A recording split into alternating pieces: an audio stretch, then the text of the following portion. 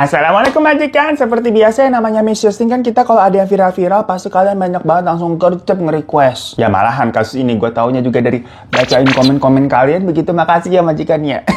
Tapi selain kasus ini tuh banyak juga kita baca laporan dari kalian. Katanya nih ada sebuah akun fake di Facebook fanpage yang upload video-video kita seolah-olah itu diriku.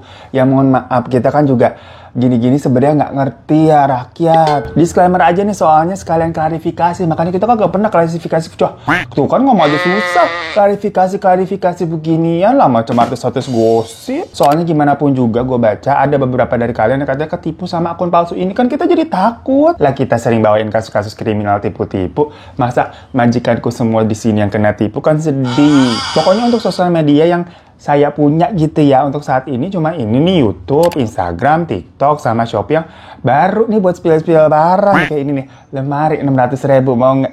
Tapi enteng banget begini, jeblak begitu.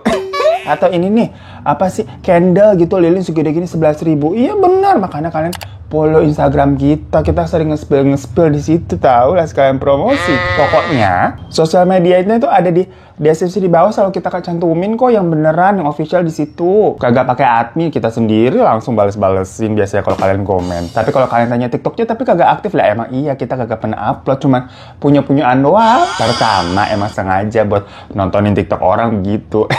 Kan harus punya akun. Kedua, untuk menghindari akun-akun bodong macam yang kayak begini nih, yang lagi pada kalian laporin ke kita, ada Facebook fanpage. Jadi kalau untuk sosial media lain kita udah daftarin tuh nama Hirota Dara Diva. Kalau Facebook pribadi sebenarnya kita juga punya namanya Hirota Dara Diva juga, tapi itu Facebook personal, bukan Facebook fanpage ini. Ya tapi maksudnya nggak usah di follow juga gengs, karena nggak aktif juga Facebook personal kita, nggak pernah upload apa-apaan. Ngasih tahu aja kita di sini biar kalian nggak ketipu gitu loh, biar jelas. Twitter juga sama, ada Hirota Dara Diva, punya diriku sendiri, tapi lagi-lagi tidak aktif, tidak usah di follow, buat info aja. Nah kalau Facebook fanpage, ya kita kira ya hari gini Facebook udah kagak ada make. Facebook personal gue aja itu ya terakhir kali ngepost 2 apa 3 tahun lalu kayaknya gengs. Makanya kita di sini semacam kayak kecolongan, emang nggak buat Facebook fanpage, tau-tau ada orang nih yang pakai nama asli Hirota Dara Diva, jadi dimanfaatin, bikin pakai nama tersebut, karena kan gue sendiri belum bikin soalnya. Masalahnya orang ini tuh seolah-olah menjadi gue gitu loh, ngupload semua konten-konten YouTube sama Instagram ke sana, sampai balas-balasin komen, DM gitu loh, kan serem ya. Sebelum kalian laporan, dia tuh belum nulis tuh kalau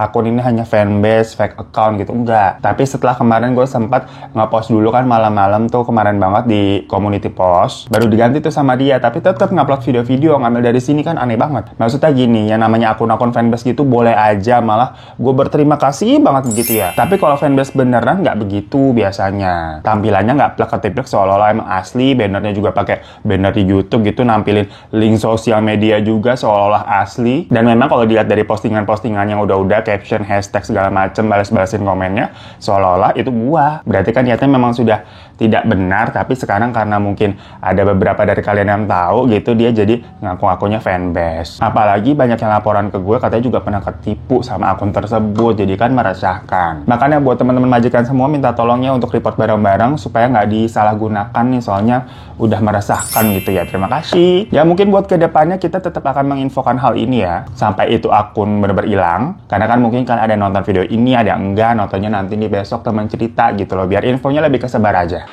Apakah ini cobaan yang harus hamba lalui, ya Allah? Panjang ya. Habisnya kalian yang pada minta banyak banget tuh, klarifikasi dong begitulah, macam artis-artis gosip kita kan nggak pernah begini ya.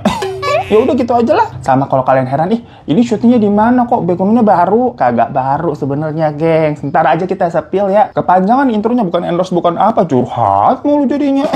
Langsung aja udah kita ke kasusnya dulu nih. Sebenarnya kasus yang mau kita bahas ini terjadinya udah lama, di tahun 2017. Namun kasus ini memang ke-up lagi karena di tanggal 23 Juli 2024 kemarin, pelaku yang terdiri dari 6 orang itu dijatuhi hukuman gantung karena menyetrika. Menyetrika apa? Ntar judulnya pasti kita udah tulis ya. Menyetrika otong, coba lah kok bisa. Buat majikan yang nontonnya ini biasanya katanya sambil nyetrika begitu ya. Hati-hati, dengernya fokus lu. Jangan sampai otong lu ntar juga kena setrika juga. Lu. Nah jadi kasus ini tuh terjadi di Malaysia. Dan sebenarnya dari awal kasusnya itu mencuat di tahun 2017, warga dari Malaysia ini tuh udah mantau. Jadi netizen sana tuh udah mengawal kasus ini karena kisahnya benar-benar menyayat hati. Korban dalam kejadian ini tuh bernama Zulfarhan Osman Zulkarnain. Yang waktu itu dia merupakan taruna angkatan laut di Universitas Pertahanan Nasional Malaysia atau yang disingkat UPNM, di mana dia lebih fokus di mesin elektrik kapal. Dengan latar pendidikannya itu, Zul ini berharap suatu hari nanti dia bisa jadi pemimpin teknis di kapal laut militer. Nah, kasus UPNM ini tuh kalau di Indonesia ibarat kata apa ya, sekolah tinggi punya institusi pemerintahan gitulah. Kalian ingat nggak kasus lama IPDN? Nah, kasus ini tuh sebenarnya mirip-mirip gitulah, gengs. Di mana ada sebuah kejadian pembunuhan ekstrim yang terjadi di sebuah institusi pendidikan punyanya pemerintah, yang harusnya itu menjadi tempat menimba ilmu ya. Namun kalau kasus IPDN itu kalian tahu nggak? Atau mungkin belum lahir ya? Atau lupa gitu kan, kalau udah lama. Kapan-kapan bisa kita bahas, kalau kalian mau ya komen aja kayak biasa lah. Makanya melek berita, lu jangan nonton sinetron mulu. Kamu jangan urus urusan saya. Kamu urus aja urusan kamu sendiri. Balik lagi kita ke kasusnya Zulfarhan ya. Zul ini tuh tumbuh di keluarga yang sederhana dan bahagia. Dia adalah anak sulung yang selalu dijadikan panutan buat adik-adiknya. Namun walaupun dia itu adalah anak pertama yang biasanya dituntut harus selalu kuat dan perfect ya, tapi yang namanya seorang anak juga punya sisi manja lah kalau sama orang tuanya. Nah, selama Zul ini tinggal di UPNM tuh buat belajar, setiap hari dia selalu nyempetin buat ngabarin atau ngehubungin orang tuanya. Sampai suatu hari, selama seminggu nih, Zul ini kok nggak ngabar-ngabarin lagi ke orang tuanya. Hal itu membuat feeling orang tua itu jadi nggak enak. Dan bener aja, di tanggal 1 Juni 2017, sekitar jam setengah 12 malam, ayahnya Zul ini ditelepon sama seorang pengurus UPNM sana yang mengatakan langsung to the point nih kalau Zul katanya sudah tiada. Lah orang tua mana yang kagak kaget denger begitu malam-malam? Mereka kan taunya ini anaknya lagi belajar nginep di asrama sana, kok tiba-tiba udah nggak ada. Pas ditanya meninggal kenapa, kok bisa? Dijawab tuh sama pengurusnya kalau katanya Zul ini meninggal perkara mengalami luka bakar. Lah, emangnya gedung asrama kebakaran apa gimana? Karena kenyataannya di sana nggak ada kebakaran apa-apaan. Dari situ orang tuanya Zul ini langsung on the way ke rumah sakit Serdang, tempat Zul katanya dibawa sama pihak UPNM. Pas sampai di sana, orang tuanya Zul ini cuma diperkenankan untuk melihat wajahnya Zul aja, jadi kayak cuma dibukain sampai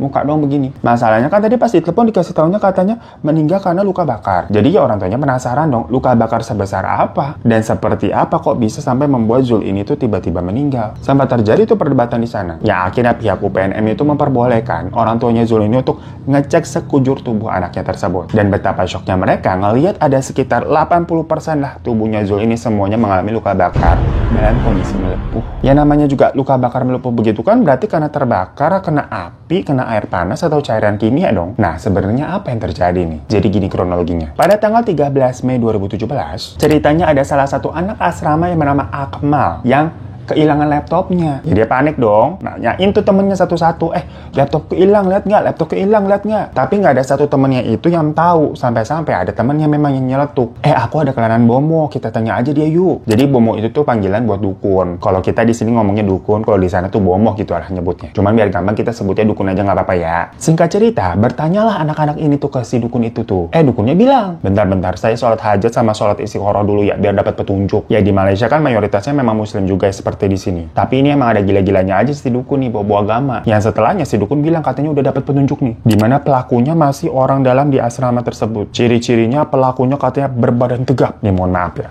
namanya orang taruna kan semuanya posturnya sama ya, tegap semua. Mana ada yang kayak kita melembek begini. Terus katanya rambutnya cepak. Lah kita kesel lagi dengernya. Taruna cepak semua. Kalau mulet gitu rambutnya atau Korean wavy curtain bangs gitu disuruh push up gitu, kagak boleh. Macam kita ke sekolah kan dihukum sama guru BP. Repot ya itu dukunnya. Pokoknya anak-anak ini tuh kayak digiring buat nebak-nebak. Yang mana sebenarnya si dukun ini nggak ngomong namanya siapa, tapi kan si anak-anak ini kayak nebak-nebak siapa ya? Zulfarhan.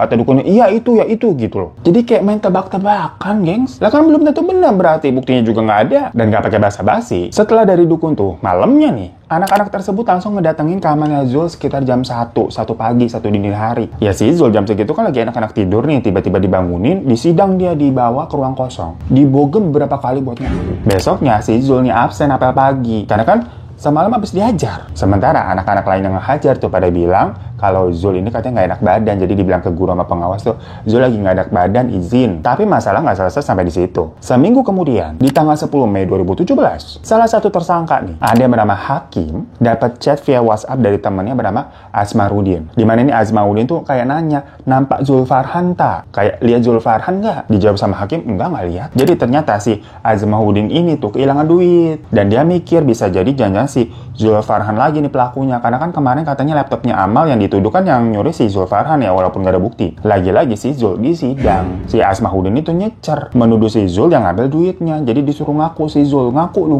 Lu juga kan yang nyuri laptopnya Akmal kemarin-kemarin. Sama jangan-jangan ini beberapa barang-barang anaknya pernah hilang juga semua perbuatan lu. Ya cuman di situ si Zul keke bilang kalau dia nggak pernah ngambil apa-apaan. Karena si Zul ini nggak mau ngaku, anak-anak lain ini kayak kesel dan mulai pakai kekerasan lagi. Dimana si Hakim yang harusnya kan nggak ada urusan sama si Zul ya, dia kan tadi cuma ditanyain dong sama Asmarudin ngeliat Zul apa enggak.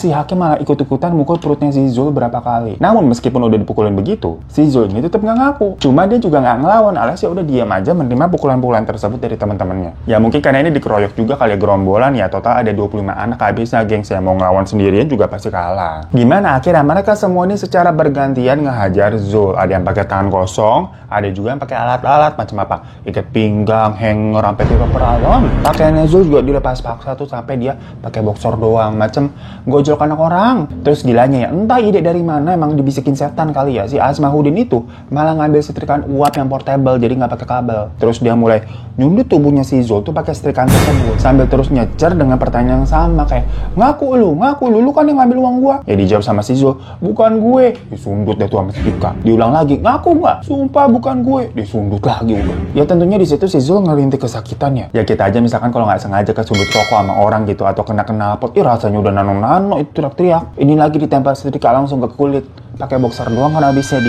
Tapi gitu nggak bisa bayangin. Ya awalnya Zul ini posisinya berdiri sambil diikat tali sama teman-temannya. Sampai ambruk jatuh tergeletak di lantai, geng sambil ngegeliat kesakitan. Nah ketika ngeliat kondisi Zul udah kayak gitu, si Asmarudin ini ngomong, udah cukup dari gue. Ini kalian ada yang mau ngelanjutin nggak? Yang kemudian setrikaan tadi itu beralih ke orang yang bernama Najib. Nah sama Najib, lengannya Zul nih ditekan lama banget pakai setrika kayak orang ngecap sapi, tau nggak? Kejadian tersebut tuh selalu berulang berpuluh-puluh kali. Mulai dari jam 2.30 dini hari atau setengah 3 pagi sampai jam setengah 6 pagi. Mereka berhenti sebentar pas mereka mendengar azan subuh. Habis itu ya lanjut lagi, malah makin menjadi-jadi. Dari lengan tadi tuh ke punggung, ke betis, sampai otongnya juga disetrika. Kan kayak ngapain coba, jahat banget, berdefinisi anak setan nih orang-orang emang. Yambakan gengs, pasti kalian ngilu banget nih denger deh. Kulitnya Zul tuh sampai ngelupas terus nempel-nempel di setrikaannya. Macam kita misalkan kalau kalian kebayang ini nyetrika jaket kulit. Ya jaket kulit kan gak boleh setrika ya, pasti nempel lah meleleh di setrikaan. Astagfirullahaladzim. Tapi ternyata anak-anak setan ini udah mikirin. Maksudnya mereka nih sengaja nyundut Zul tuh di bagian-bagian tubuh yang di dalam. Maksudnya kayak lengan, punggung, otong. Tapi nggak melakukannya di bagian-bagian yang terlihat dari luar seperti wajah, leher, sama telapak tangan gitu kan. Bersih itu semua nggak ada sundutan. Ya maksudnya biar nanti kalau si Zul pakai baju kagak kelihatan. Macam orang pakai tato kan di dalam ketutupan gitu. Jadi guru juga nggak bakalan tahu. Karena mereka yakin Zul ini nggak mungkin berani lapor polisi atau misalkan ngadu ke pengurus UPNM. Yang jadinya ya pengurus UPNM nggak ngeliat lah, nggak tahu kalau Zul ini sebenarnya di dalamnya tuh luka-luka ditutupin pakai baju sama celana. Makanya nih anak-anak berarti basicnya udah otak kriminal. Nah sampai di titik padahal udah nerima siksaan separah itu, Zul ini tetap nggak mau ngaku. Namun di sisi lain, Zul juga makin kelihatan nggak berdaya. Ya akhirnya Hakim nih minta Akmal buat ngebuka ikatannya Zul. Jadi dilepasin deh setelah itu. Tapi ya kondisinya Zul ini kan udah babak belur. Sebelumnya ditonjokin dan ternyata besokannya hal itu dilanjutin lagi. Mungkin geng anak setan ini kayak nagih kali, nyiksa orang kali ya. Jadi si Zul ini kembali disiksa pakai setrikaan panas. Awalnya para geng ini tuh mikir kalau Zul ini katanya memang pantas melakukan perlakuan tersebut supaya semacam memberikan efek jera buat orang yang suka ngutil atau nyuri. Nah di kasusnya Zul ini setelah beberapa hari berlalu kondisinya dia makin buruk lah. Yang kemudian anak-anak tersebut baru mulai panik. Dari situ di tanggal 26 Mei-nya atau 3 hari kemudian Zul dibawa ke klinik untuk mendapatkan perawatan. Dokter di klinik aja sampai nanya, loh ini si Zul kenapa kok bisa sampai ngalamin luka bakar nih, begini nih modelannya nih. Anak-anak itu bilang kalau Zul katanya kecelakaan pas lagi latihan militer. Jadi mereka bohong nih ceritanya nih. Dibilang Zul itu nggak sengaja kena ranjau pas lagi latihan militer yang menyebabkan dia kena luka bakar tuh di sekujur tubuhnya. Nah konteksnya tapi kan di situ si Zul ini cuma dibawa ke sebuah klinik aja ya, macam ke puskesmas begitulah. Jadi perawatannya juga standar untuk pertolongan pertama aja karena dari klinik pun dirujuk katanya disuruh dibawa ke rumah sakit besar. besar untuk mendapatkan ya perawatan lebih intensif. Tapi bukannya dibawa ke rumah sakit yang lebih gede, karena mungkin mereka takut ketahuan ya, dan nanti mereka jadi dikasusin. Akhirnya Zul ini cuma dibawa ke sebuah apartemen di daerah Bangi namanya, gengs. Di sana si Zul ini semacam disuruh istirahat, karena kan kalau di asrama takutnya ketahuan. Si Zul ini udah bentukannya udah kesakitan, udah meringis terus. Rencananya si Zul itu akan diinapin di Bangi sana tuh 4 hari. Pokoknya sampai pada tanggal 31 Mei 2017. Jadi suruh istirahat begitu, nggak mendapatkan pengobatan yang seharusnya, makin hari kondisinya Zul itu malah makin kritis. Sampai si Zul ini sempat bilang,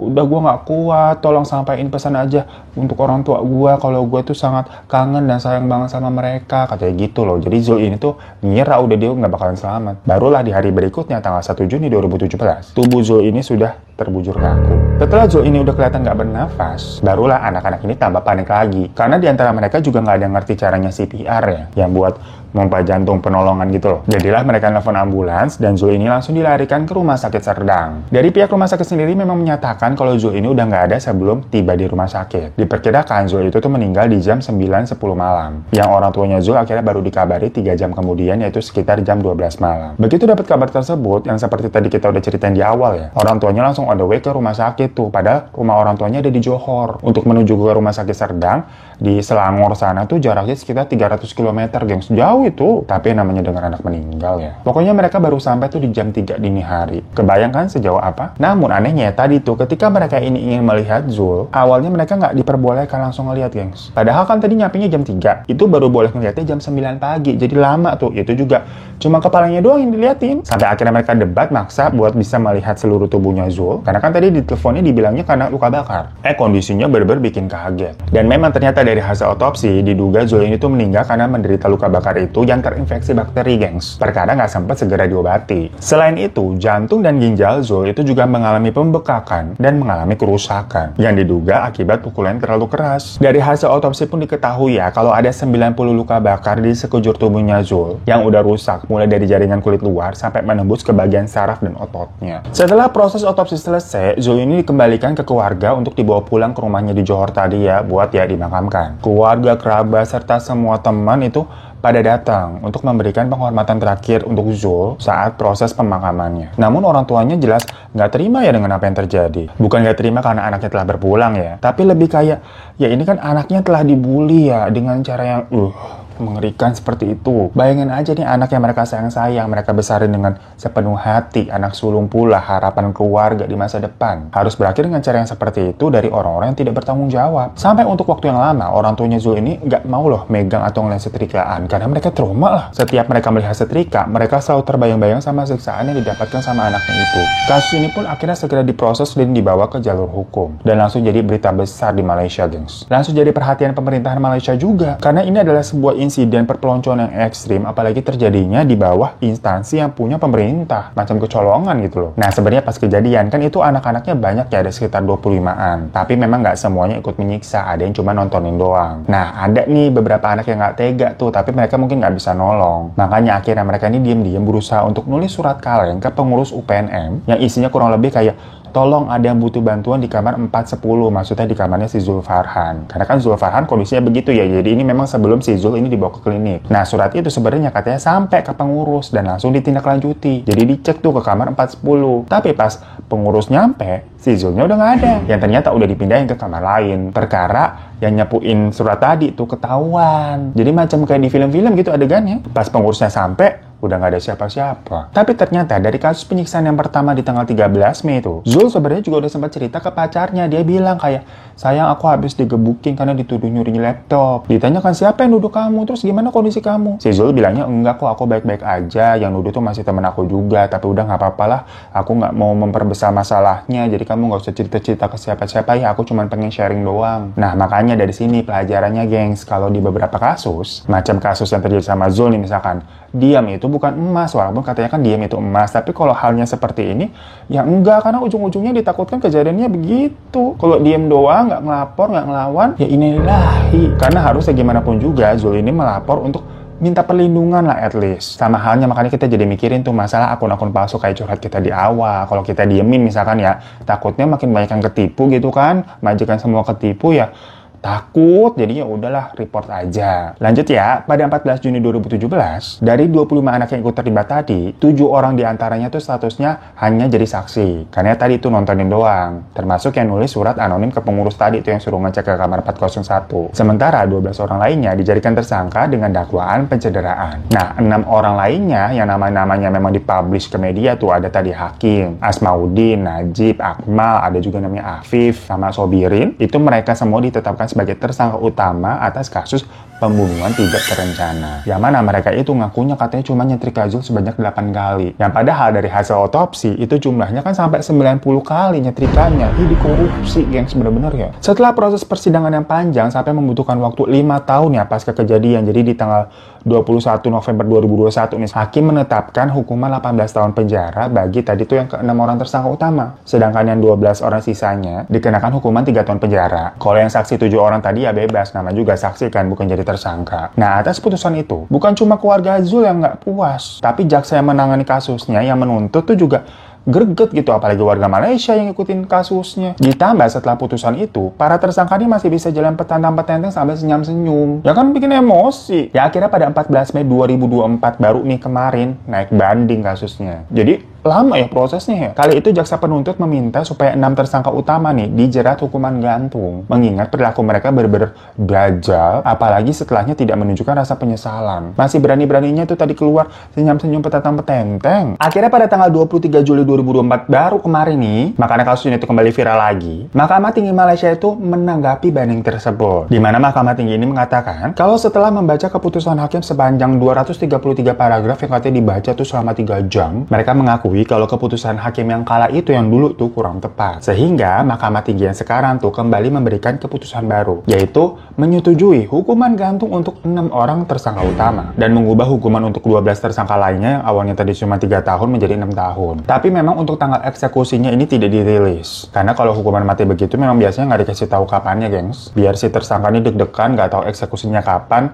sewaktu-waktu aja udah. Jadi tersiksa gitu loh ya. Dan keputusan baru ini tentunya membuat keluarga sama masyarakat Malaysia puas. Karena memang itu yang mereka mau, agar keadilan ditegakkan. Namun tentunya gimana pun juga ya pro dan kontra ada yang menolak. Seperti Komisi Perlindungan Hak Asasi Manusia di Malaysia sana. Menurut mereka, keputusan gantung itu dinilai tidak efektif. Katanya langkah yang lebih tepat dan seharusnya dilakukan adalah membawa para tersangka nih ke pusat rehabilitasi untuk dilakukan pembinaan supaya kedepannya tidak terjadi hal-hal yang serupa. Ya, gimana ya? Makanya menurut kalian ini gimana?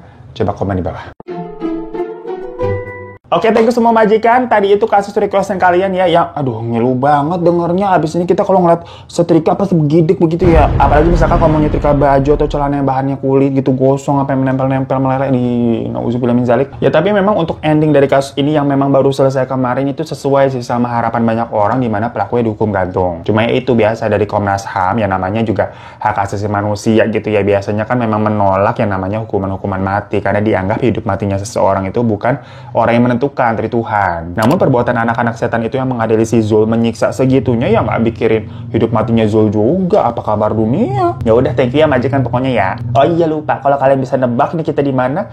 Lah ini tuh spot kita shoot zaman dulu, geng. Bedanya dulu kan di belakang sini nih pakai wallpaper yang bata-bata, pakai korden begitu kan, udah dicopotin, udah jadi cat aja lah, repot. Udah gitu doang, ini kita duduknya juga masih lesehan di bawah nih, lantai nih. Sampai juga langsung kasur. Ini meja mah murah, tadi kita udah bilang 600.000. Cuma kualitasnya ringan, digini tuh ringan banget, tipis. Cuma ya alhamdulillah kan kalau dilihat ya cakep begitu ya. Ini tempat sampah juga 18.000 nih. Lilin nih 11.000-an. Frame foto nih 16.000. Mau apa lagi nih, kaca-kaca nih ada seset, ada 5, ada banyak sebenarnya 100.000. Vas bunga nih 40.000. Agak mahal-mahal tapi ya lumayan bagus ya kelihatannya. Apa lo kita? Makanya follow Instagram sama link Shopee itu ada di deskripsi di bawah. Kita biasa suka spill-spill barang belanjaan yang murah-murah tapi kelihatannya wah. Namanya juga BPJS, budget pas-pasan tapi jiwanya sosialita. Jangan lu malah follow akun bodong, akun palsu, bantu report ya teman-teman ya. Kalau bisa udah sampai hilang aja biar nggak ketipu lagi nih, orang banyak ketipu soalnya kan bahaya. Nanti kita cerita-cerita tempat nostalgia nih ya. Lampu keramat juga ada nih, mau lihat tuh. Tuh lampu keramat tuh. Ya udah, makasih ya semuanya ya. Assalamualaikum warahmatullahi wabarakatuh.